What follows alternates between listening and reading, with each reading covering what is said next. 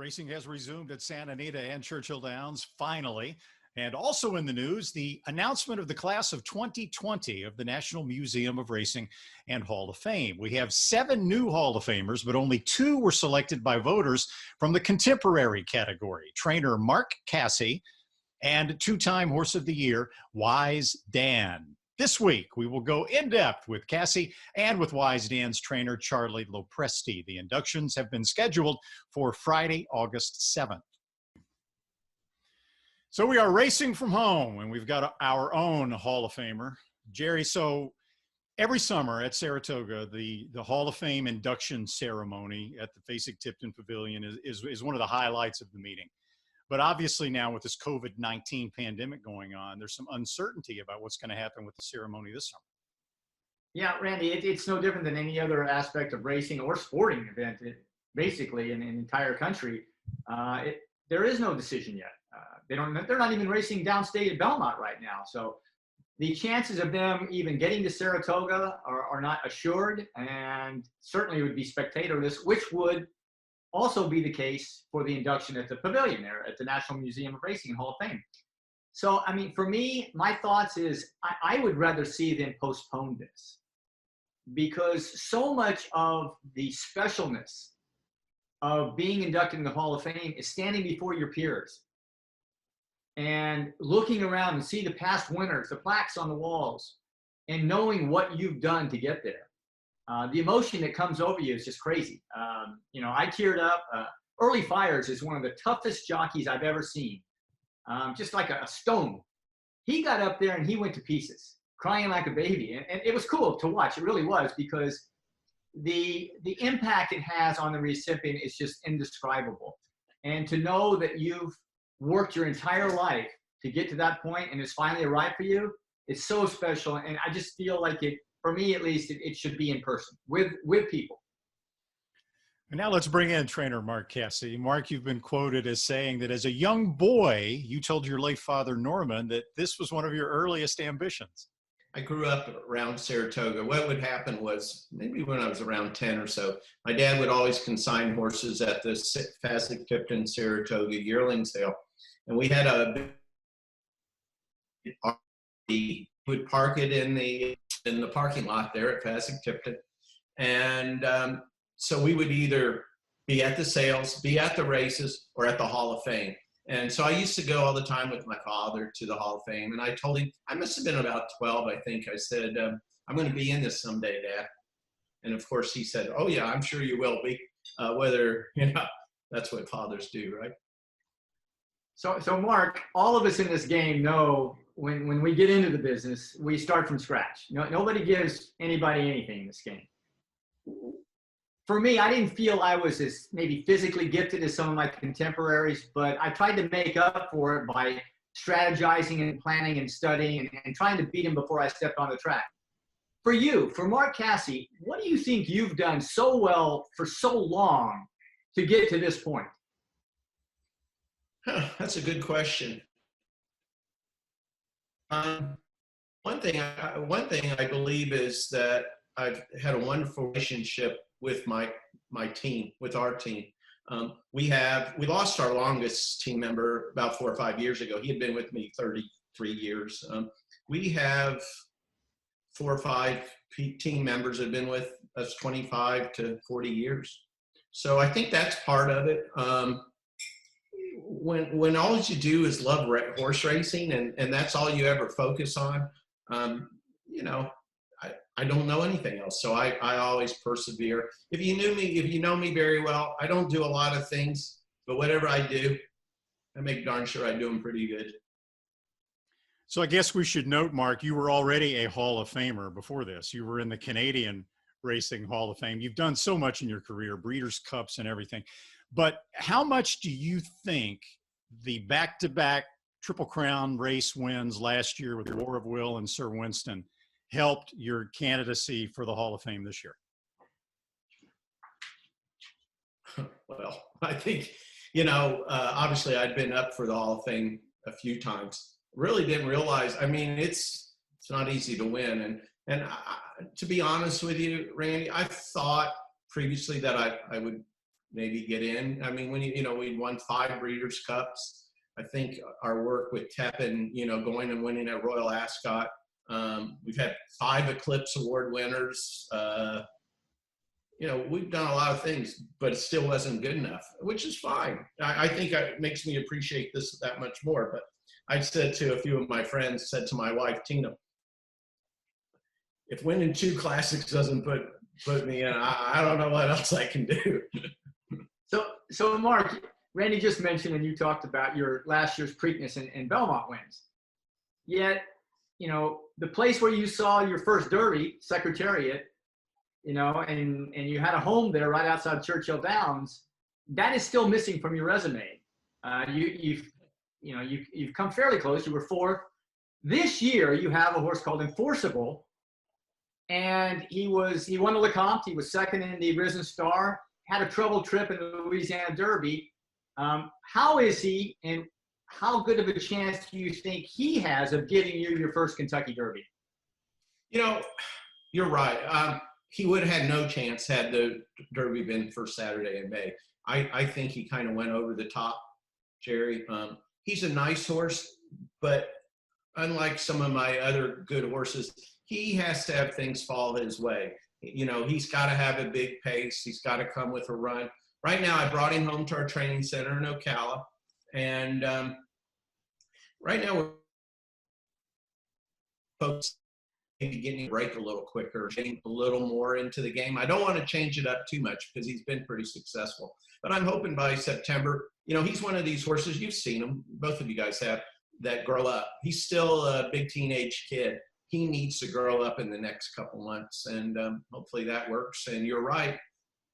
The first Saturday in September, that's the one thing that's eluded me. And we're going to try really, really hard. If we don't get it this year, we're going to try really hard to get that done.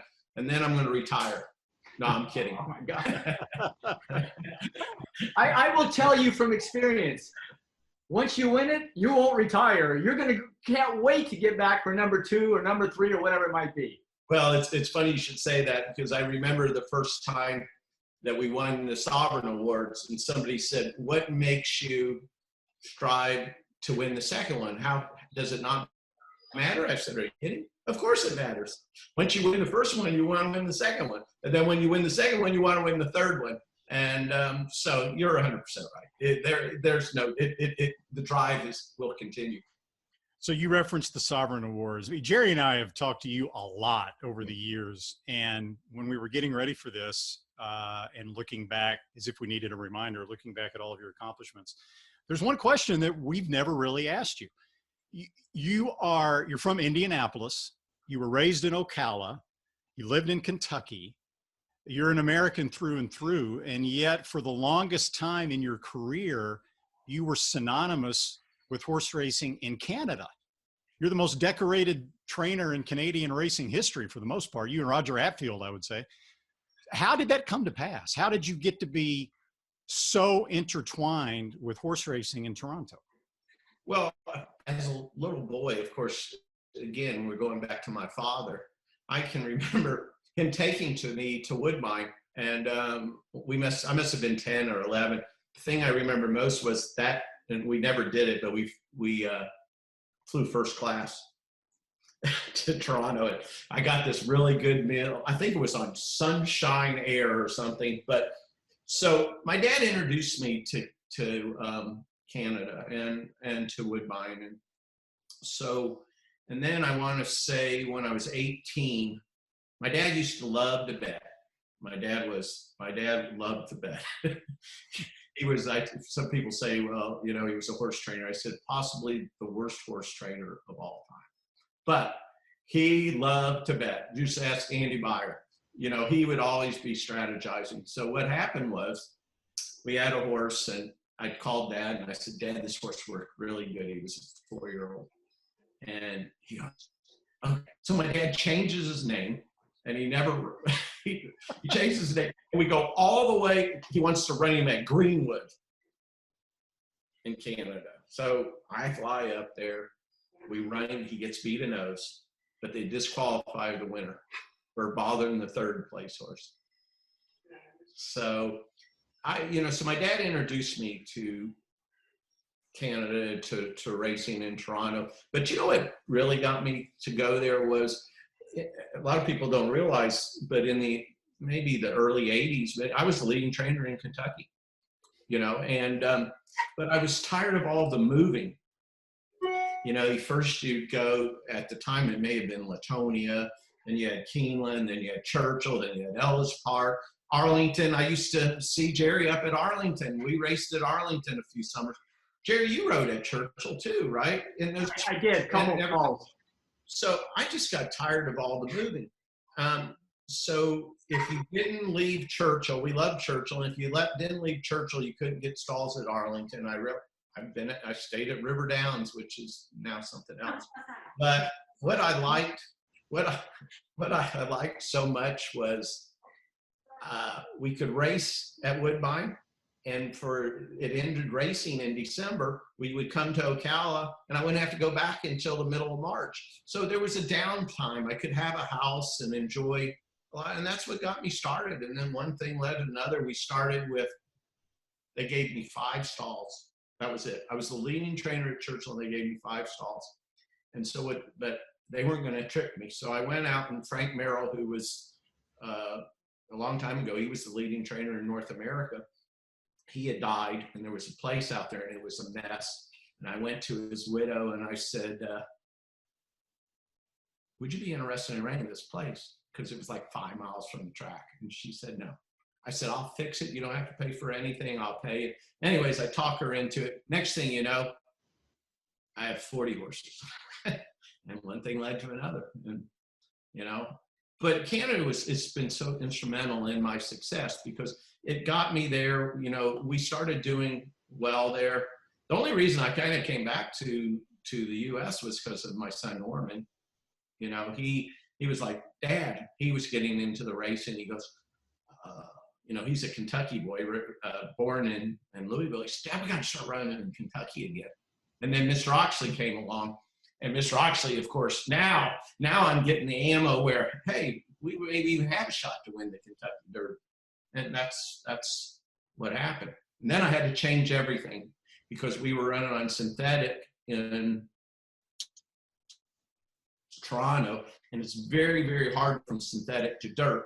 So we made a switch maybe 10 or 12 years ago, and and you see that's kind of what happened. A lot of people don't know, but I went for about 8 to 10 years and really only trained a few horses because I was the general manager for Harry Mangurian. We ran his breeding, I ran his breeding operation at Mockingbird Farm. So smart man. He's the first, besides my father, he was the guy that saw something in me that he knew that, I knew what I was talking about. Wow. So recently now we're going to shift gears just a little bit here. Something that you've been really passionate about and you've been outspoken about in the industry is the Clenbuterol issue, a medication that is widely used in thoroughbred racing, perhaps too widely used. You'd like to see it completely abolished as far as a race day, or really all use of Clenbuterol. Can you explain why you are so passionate about that particular topic? Well, so it's a drug. I don't know what, 10 years ago, we got rid of anabolic steroids. This has the same effect when used improperly. The problem with this drug is, 1, it's very hard on their heart. 2, it increases mass in horses. It makes them stronger. This is, if you just type in Clenbuterol and read all the bad things about Clenbuterol. A lot of these, weightlifters and everything, they were using it for the same steroid use. Now, it also, if you read studies, it shows bone loss. It can, decrease bone density.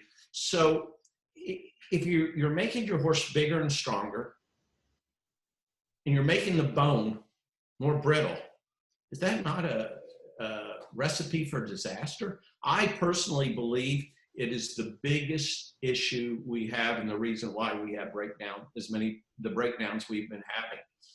And through more of so I wrote that article. I was very upset, and I knew some of it was going on as well with weanlings and yearlings, but I had no idea. I had no idea how much it was. And now, you know, I feel stronger about it today, about it being totally, I think there should be zero tolerance. And the reason why I think there should be zero tolerance, it's very tough to test for.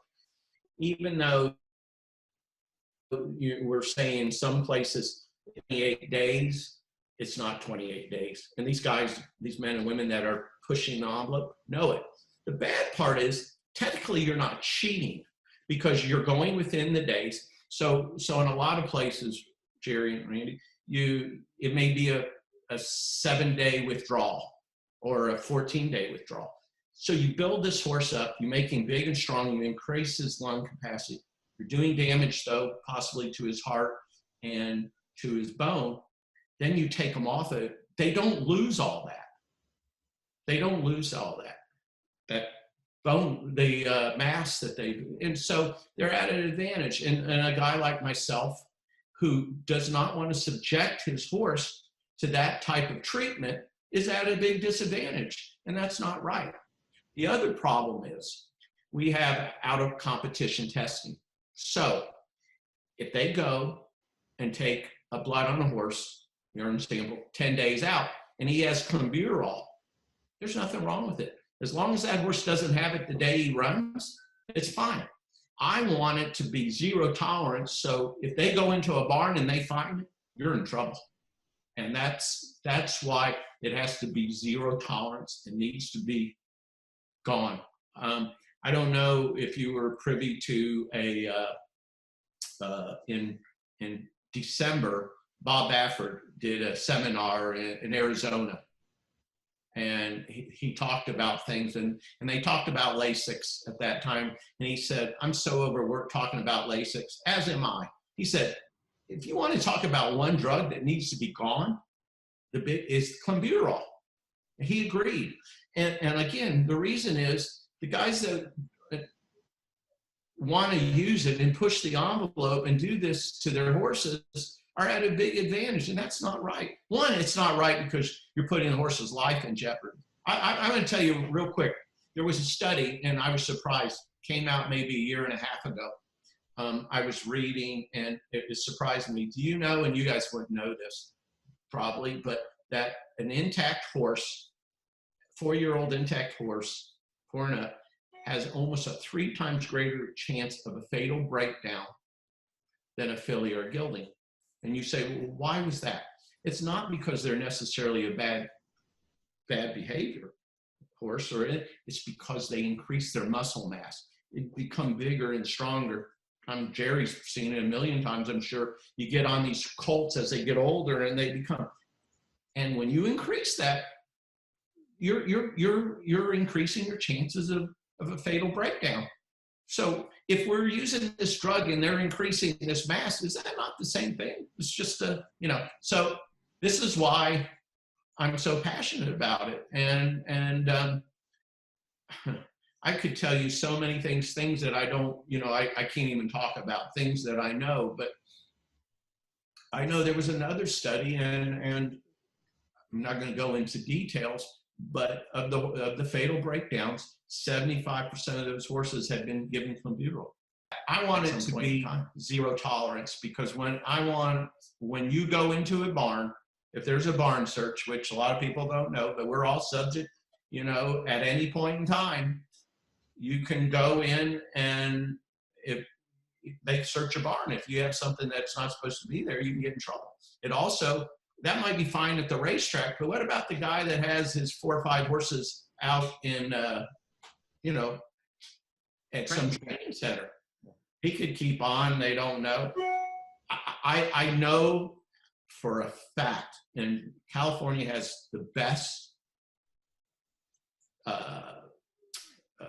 testing in North America. They missed a big one, because I had a trainer call me that mistakenly gave it because he was looking at rules that most other places it's 14 days. And this trainer used it up to 15 days, ran in our biggest series that we have, was tested afterwards and was clean. So that tells me that we have a big problem. And this is why I want zero tolerance. You know, I understand, I've been doing this for a long time, and maybe at one point it was a good drug, and I understand maybe they use it. I hear that it's a great drug with very young horses, like babies that are just born, but it's, the bad so far outweighs the good that it has to be gone. And it's so easy to do. It's so easy. That's why I'm so passionate about it. It's being abused, and it's just not right. It's terrible for the horses. Good luck in your quest to get this done. I think it's admirable, not only in racing, but in pre-racing, in the sales, in all arenas, in all areas of the thoroughbred business. Good luck with that. Well, thanks for sharing your passion on that. Hope it gets done. And thanks for taking the time, Mark, with us here. Congratulations. Well, Congrats, Mark. appreciate it. Well done. Thank you. Thank you very much.